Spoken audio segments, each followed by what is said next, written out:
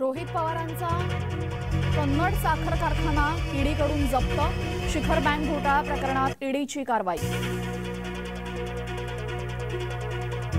नितीन गडकरी आघाडीत आले तर त्यांचं स्वागतच। नाना पटोलेंच्या वक्तव्याने राजकीय वर्तुळात चर्चांना उधाण।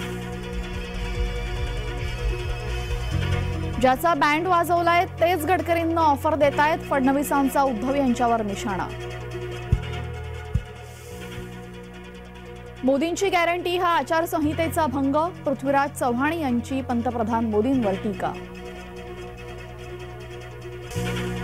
मला ईडी सीबीआय घाबरली म्हणून सोडून दिलं। संजय राऊत पुन्हा ईडी सीबीआयवर घसरले।